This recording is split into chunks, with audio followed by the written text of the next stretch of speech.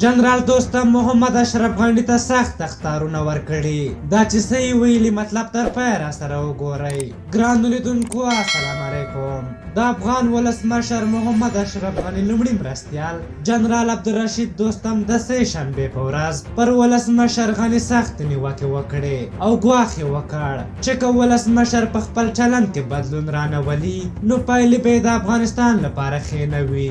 جنرال دوستم د پارلمان یو شمېر وکیلانو ته وینا کې وویل د ولسمشر غني دیکتاتورۍ ته له تسلیمېدو مرګ غوره بولي. دوستم وویل دی د ولسمشر غني تر څنګ د یو مټ په څېر ولاړ و، خو هغه د خپلو سلاکارانو خبرې ومنلې او افغانستان یې اوسني وضعیت ته راوست. جنرال دوستم نیوکه وکړه چې د لومړي مرستیال په توګه باید چې هر کله وغواړي له ولسمشر سره د کتنې اجازه ولري، خو اوس چې کله د کتنې غوښتنه کوي نو په ولسمشرۍ ماڼۍ کې یوه جینۍ پر ټلیفون ورته د لیدنې لپاره وخت ټاکي.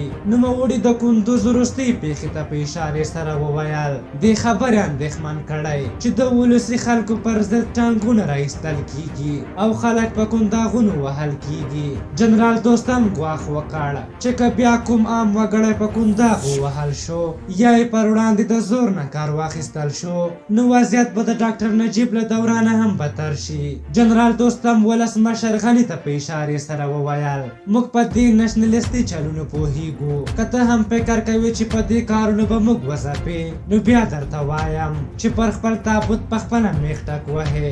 جنرال دوستم وویل تېرو 5 کالو کې ټولې بدبختۍ د اوسني حکومت له لاسه دي، ځکه فساد یې ختم نه شو کړی، امنیت نور هم خراب شو، مخدره توکي ډېر شول او بیا رغونه ونه شوه.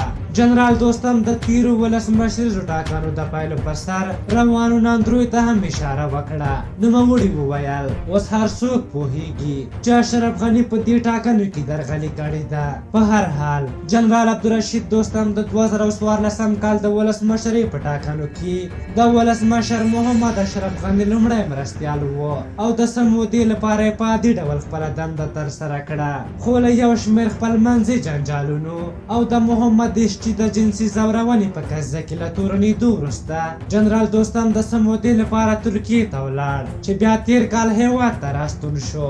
د جنرال دوستم په اړه ویل کېدل چې خورا زورور دی او د چا زور پرې نه رسېږي، خو اشرف غني سم سبق ورکړ سره له دې چې لومړی مرستیال و خو له خپل موقع په حیث استفاده ونه شوه کړی او په حیث رسمي غونډو کې ګډون ونه شو کړی. نو د دوستم خبرې ځکه ډېرې د توجه وړ نه دي چې که دوستم واقعا څه کولی شول تېرو 5 کالو کې به یې کړي وو. په هر حال تاسو د جنرال دوستم د خبرو په هکله څه نظر لرئ؟ خپل نظرونه مو راته په کومنټ کې ولیکئ. که زموږ ویډیو مو خوښه شوې وي ضروري لایک کړئ. تر بلې ویډیو مو په لوی او بخښونکي خدای سپارم. د الله په امان.